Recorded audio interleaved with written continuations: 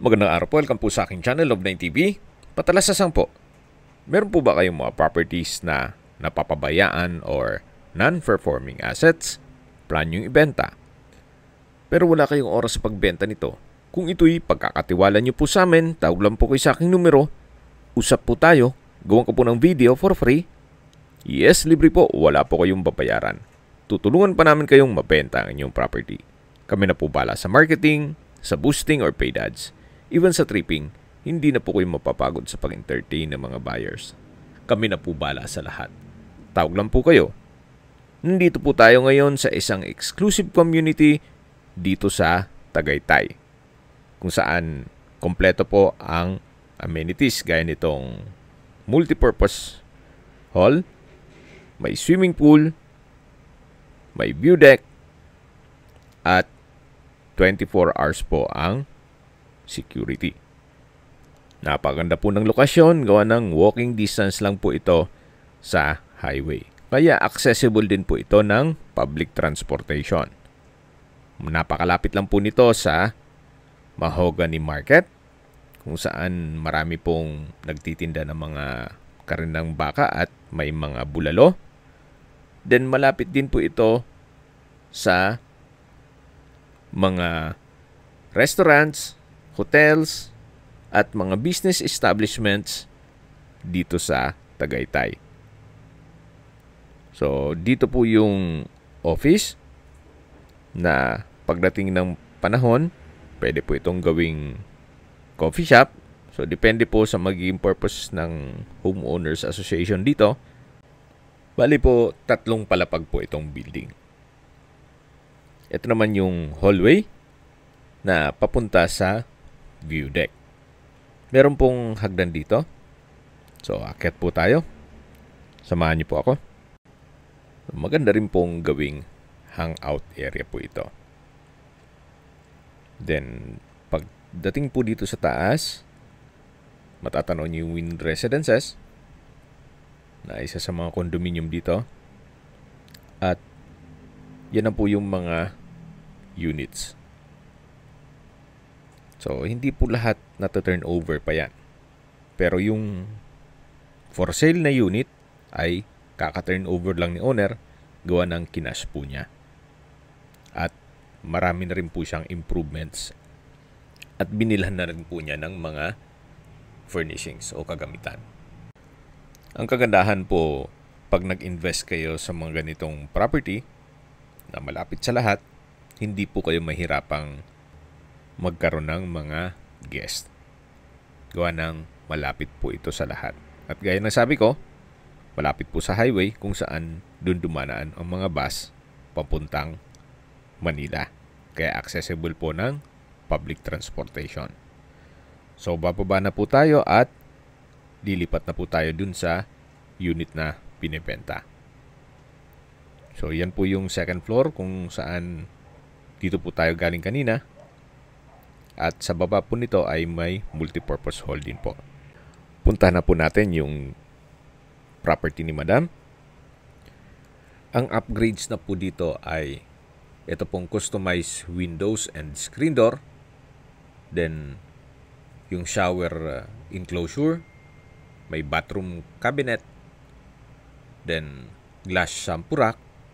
At lahat ng bedrooms ay may glass sliding door closet.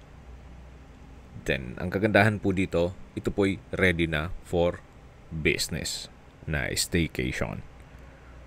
Or pasok nyo sa Airbnb. May floor area po ito na 86.7 square meters. May 3 bedrooms, 2 bathroom, carport, laundry area. Then, fully furnished na po. Wala na po kayong ipapagawa dito. Once na ma-acquire nyo po, pwede na pong lipatan kaagad. Then, ito pong pasad, matatanaw nyo naman yung 2 balkonahe. At dito naman yung garahe. Sa dulo yung service area at dirty kitchen. Dito po sa lower ground ay brickstone design itong mga wall. Then, may wall lamp. Dito man sa taas ay meron pong mga glass windows Then, meron na rin pong mga window type aircon. Lahat po yan brand new. So, samahan niyo po ako. Pasok po tayo. Ito po yung main door na may customized aluminum screen door. Then, ito po yung living area o salas na kung saan meron pong ceiling fan, center lamp, may blinds na rin po lahat ng windows, may wall-mounted TV, center table, sofa, then may flute type design din po yung dun sa dulo at may aircon. May dining set po dito, kasama po yan. Then ito po yung hagdan, mamaya aakyat po tayo dyan para check natin yung mga kwarto. May ilang painting na rin sa wall. At dito naman po yung kusina o kitchen. May refrigerator, may kitchen countertop, stainless sink with faucet, gas range, range hood, modular kitchen cabinet and drawer, may kitchen window, at ito po yung common toilet and bath.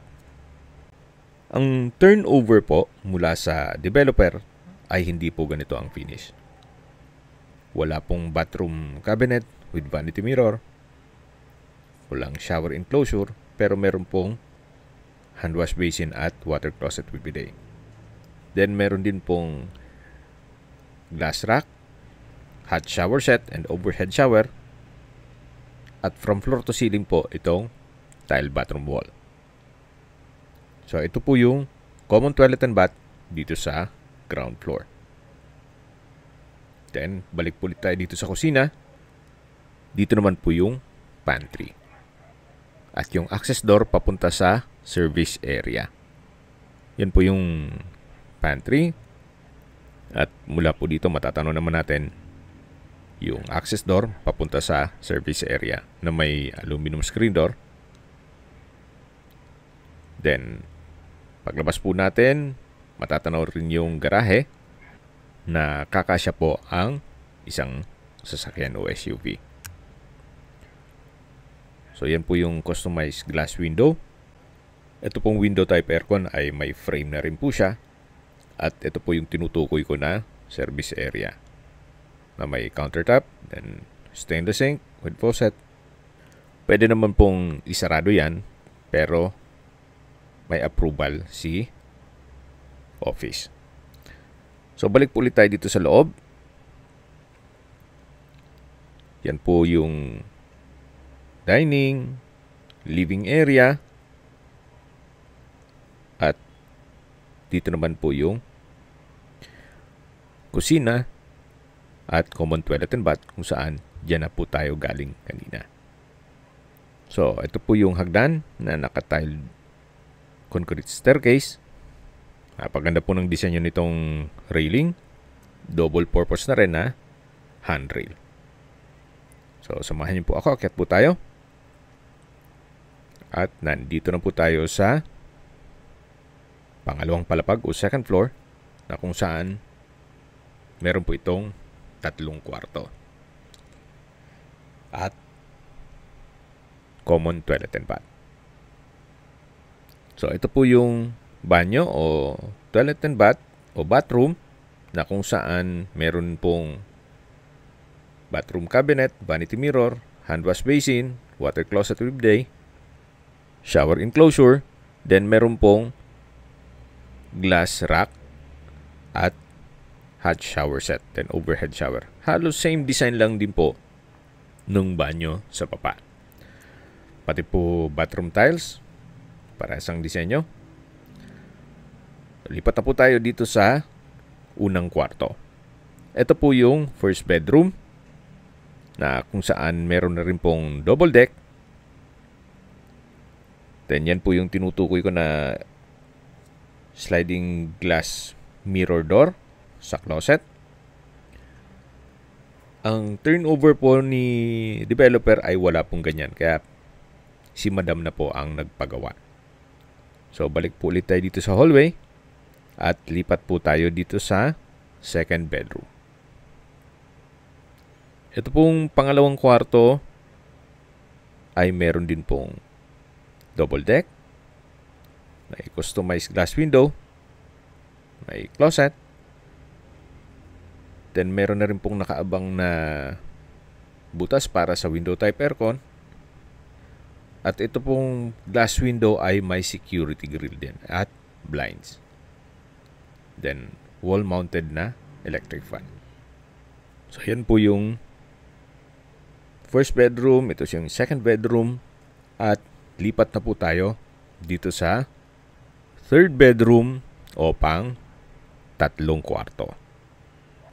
Kumpleto na rin po ang mga kagamitan dito. May drawer and dresser, bed frame and mattress, window type aircon, bedside table, high ceiling po siya. Then meron pong security grill ang glass window with blinds,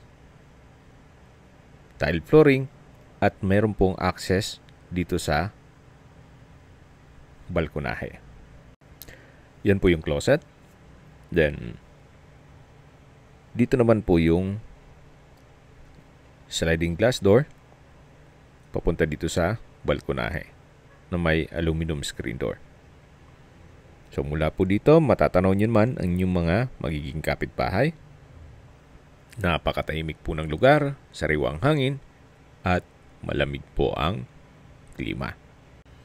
Habang naglilibot po tayo at pinagmamasdan niyo po itong loob ng bahay, pag-usapan natin ang distance, location at travel time. Mula po sa Mahogany Market, ang distance is 2.4 kilometers at ang travel time is 6 minutes. Mula naman po sa Sky Ranch, ang distance is 800 meters at ang travel time is 2 minutes. Mula naman po sa Starbucks Siraya, ang distance is 1.6 kilometers at ang travel time is 3 minutes. Kung magagaling naman po sa Tagaytay Rotonda, ang distance is 3.4 kilometers at ang travel time is 6 minutes. Kompleto na rin po doon gaya ng hotels, restaurants, banks, schools, church at hospital. Yan po yung lagi kong binabanggit sa inyo na dapat nyo i-consider sa pagharap ng property, yung meron pong malapit na hospital. Hindi ko naman po sinasabing sakitin kayo. Yan naman po for emergency purpose lang naman.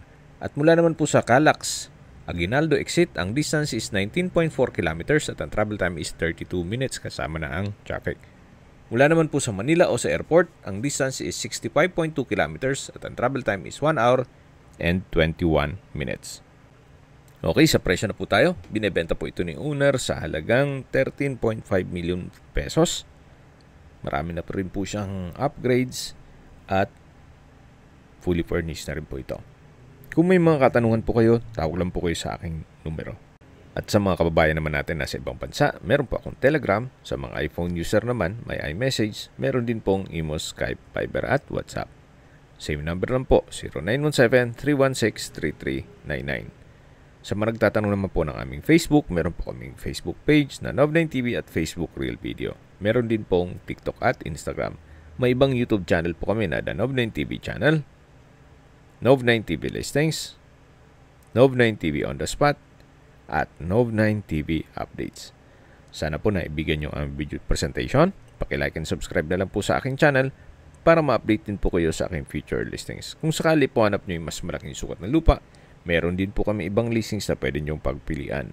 Huwag po kayong mag-atubiling tumawag sa amin, then let us know your budget para malaman namin kung anong property pwede namin alok sa inyo. Sa lahat pong viewers, subscriber at nagtiwala po sa amin, salamat po sa suporta. Ingat po kayo lagi at yung pamilya. Maraming salamat po.